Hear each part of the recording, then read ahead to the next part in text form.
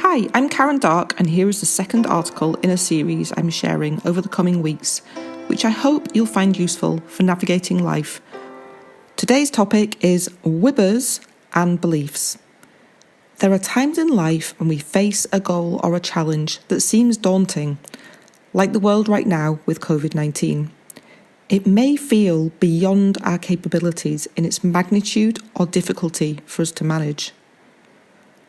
Whilst it may not seem like it at the time, a challenge, whether we choose it or whether it appears in our lives, brings us huge opportunity to learn and change. It pushes us out of our comfort zones, stretches our abilities, helps us develop resilience physically, mentally, and emotionally, and gives us a focus to channel our energy towards. In any situation, I find it helpful to frame the challenge in a positive way by defining more clearly what is my WIBA. This stands for Wouldn't It Be Amazing? For example, on becoming paralysed, my first WIBA was wouldn't it be amazing to see the sky again after spending 3 months in a hospital bed? My WIBA during COVID-19 lockdown is wouldn't it be amazing if this totally changes how I and we behave and interact with our planet? Creating a positive WIBA can generate incredible focus, momentum, action and learning, and given it's something you're inspired towards, motivation will rarely be lacking. A sports psychologist once asked me what percentage of achievement I might assign to mental attitude versus physical form. 80% physical, 20% mental, I mused, pondering the right answer. Apparently, Ranulph Fiennes attributes his success in climbing Mount Everest at age 65 to being 90% positive mental attitude and 10% physical ability. There is, of course, no right answer. It must be different for each of us and will vary from any situation. There's no doubt, though, that if we go into any situation thinking we're going to fail, we probably will do just that. Maintaining a positive mental attitude at all times is a vital ingredient of success. As Henry Ford is famed for saying, if you think you can, or if you think you can't, you're right. When pursuing a WIBA, we come up against all manner of hurdles. These are an opportunity to dig deeper and examine the beliefs we hold that are perhaps limiting us. Our beliefs are based on our past experiences and contribute to our perception of the world, and a different set of beliefs could really change that. To enhance your abilities and possibilities, it's useful to check out what beliefs you might want to change.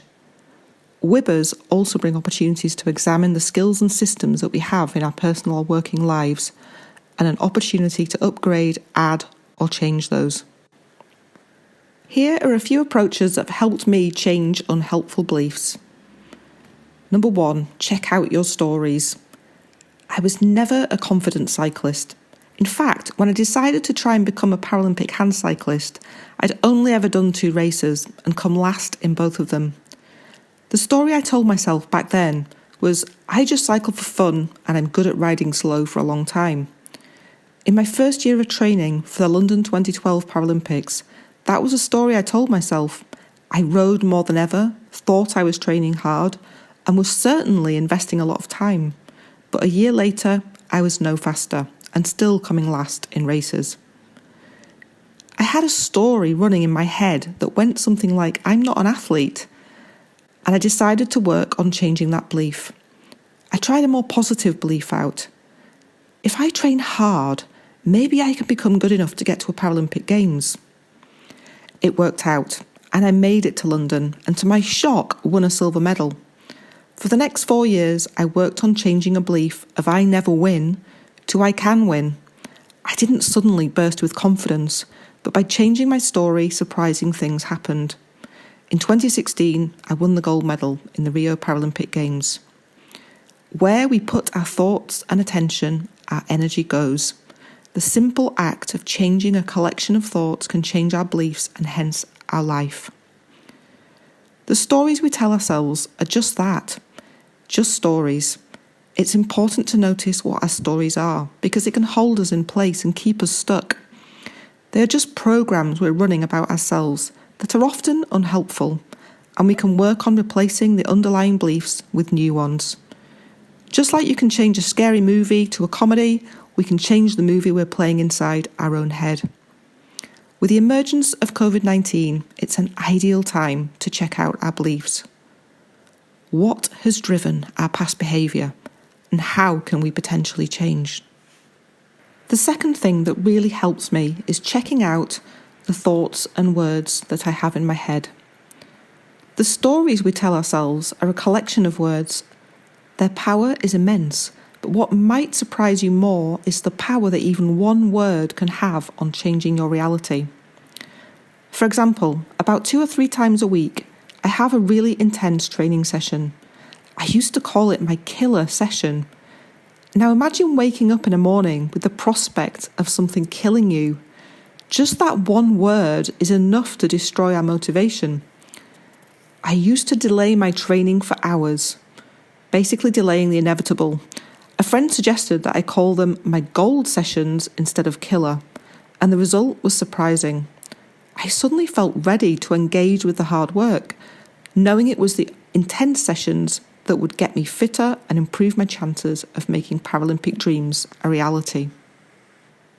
The third thing I find helpful is to use the power of negative thinking. There's a book about confidence by Dr. Rob Young, and I'd like to share one of his ideas before explaining what I mean by the power of negative thinking. He refers to automatic negative thoughts, ants. If our head is full of negative thoughts, full of ants, this affects how we feel, which in turn affects how we behave, which then affects who and what we attract into our life. If we're allowing our doubts to run riot, this cycle often leads to a self-fulfilling prophecy of a negative outcome. The opposite are capability-affirming thoughts, or CATs. You may have heard people call them positive affirmations or helpful self-talk. CATs help you think constructively, encourage your confidence, and lead towards a more successful outcome. Whilst I support a positive mental attitude, it can also be very helpful to embrace our negative thoughts. In facing challenges, I often have more ants than CATs. Rather than dismissing the ants, I find it useful to pay attention to them. I list them all. Then I think about how to turn each ant around. I ask, what can I do to alleviate that concern, doubt, or insecurity? That way, the ants seem to become an extremely helpful way of mitigating risk and helping to counter problems before they arise. For example, when we were preparing to ski across the Greenland ice cap, I had plenty of ants. The negative thoughts were running riot. Being paraplegic, many of these related to the management of my personal care, such as how can I prevent frostbite? How am I going to go to the toilet without getting a frostbitten bottom? Collectively, these ants could have stopped me from attempting the month-long, unsupported journey, but the solutions that arose kept me safer than ever, such as monitoring the temperature of my feet and legs with a fish tank thermometer as it has multiple gauges, and to the invention of the world's first ever carbon fibre titanium-legged potty with snow feet. To address any current challenges, try making a list of any automatic negative thoughts or words that you have. What is one thing you can do about each of your ants to help you gain confidence to progress forwards? Also list the capability-affirming thoughts or words, the CATs, to remind yourself of the skills and positivity you have. Try paying attention to the words you are using and whether they are helping or hindering you. The fourth thing and last thing that I'm going to share with you that I find really helpful is to check out your resistance. Succeeding with a challenge or a goal inevitably means some hard work, and that very likely means that you'll find some resistance. You might avoid practical things. For example, are you finding it easier to watch the news or Netflix in lockdown instead of getting immersed in that task you've been putting off? Or you may have questions popping up like, what if I can't do this? You might allow yourself to be scared off by these thoughts or thrown off course by your avoidance. But this resistance is actually great.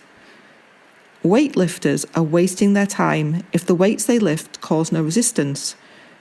Just like you only grow muscle fibres and get stronger when there is resistance in a gym, the same applies to anything.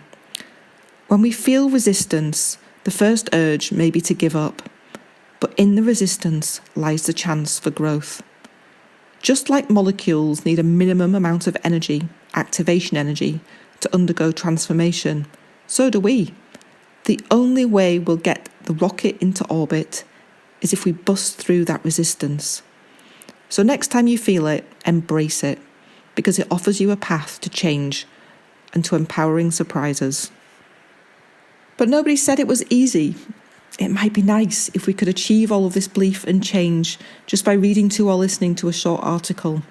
However, you'll have to decide how much you want to accomplish your challenge or the change you seek, and how much you're willing to commit to getting from your current scenario towards your wouldn't it be amazing, to your WIBA. We're reminded in the spread of COVID-19 that progress is exponential. It's often slow to see impact at first, but things soon compound and big shifts can happen relatively quickly. It's our choice to give up early or to commit to change. So, practice noticing your stories and changing the underlying beliefs to positive ones. Change your words and thoughts to more helpful ones. Use your negative thinking to help you be better prepared, and embrace the resistance. Surprising things will unfold.